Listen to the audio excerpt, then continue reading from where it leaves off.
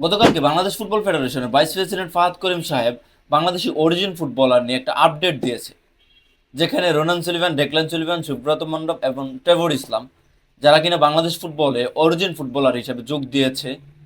এবং Ronan Sullivan, Declan Sullivan কিন্তু বর্তমানে তারা চ্যাম্পিয়ন সাফ আন্ডার 20-এর। সো এই তাদের বাফুফের এই স্টেপটা কতটুকু যুক্তিসম্মত তা নিয়ে আজকের ভিডিওটা।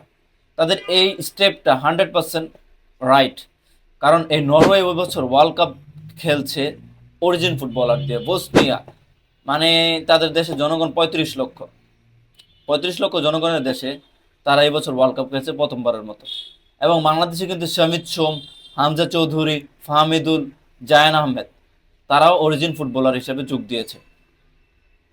সো বাফুফের এই স্টেপটা 100% যুক্তিসম্মত, এটাকে আমরা সমর্থন করতে হবে, কারণ অরিজিন ফুটবল দিয়ে কিন্তু সারা বিশ্বের অনেকগুলো দেশ বর্তমানে সফলতার দিক দেখতে পাচ্ছে এবং তারা ওয়ার্ল্ড কাপে খেলতে পারছে। তো ইনশাল্লাহ বাংলাদেশও একদিন ওয়ার্ল্ড কাপে খেলবে, আস্তে আস্তে স্টেপ বাই স্টেপ আগাবে। সো এখানে অনেকেই সমালোচনা করছে যে লোকাল ফুটবলের মান কমে যাচ্ছে, লোকাল ফুটবলাররা তারা প্রপার গেম প্লেয়িং টাইম পাচ্ছে না, দেশীয় ফুটবলাররা প্রপার মানে তাদেরকে খেলানোর সময়টা পাচ্ছে না। এটা আসলে ভাই ভুল কথা। যার প্রতিভা আছে সে একদিন না একদিন তার প্রতিভা দেখাবে।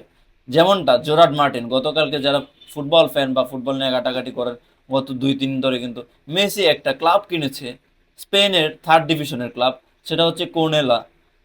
এই জোরাড মার্টিন বর্তমান হচ্ছে বার্সেলোনার ডিফেন্ডের অন্যতম একটা প্লেয়ার। জোরাড মার্টিন এই কোর্নেলা থেকে 2023 সালে বার্সেলোনাতে যোগ দেয়। এর মানেই বোঝা যায় যে প্রতিভা যদি থাকে একদিন না একদিন তা সফলতার চাবিকাঠি হবেই, মানে সফলতার মুখ দেখবে। সো বাংলাদেশ ফুটবল ফেডারেশনের যে স্টেপটা, এটা 100% যুক্তিসম্মত। এবং এই তাদের হাত ধরেই বাংলাদেশ একদিন ওয়ার্ল্ড কাপ খেলবে, এটা আমরা স্বপ্ন দেখতে পারি ইনশাল্লাহ।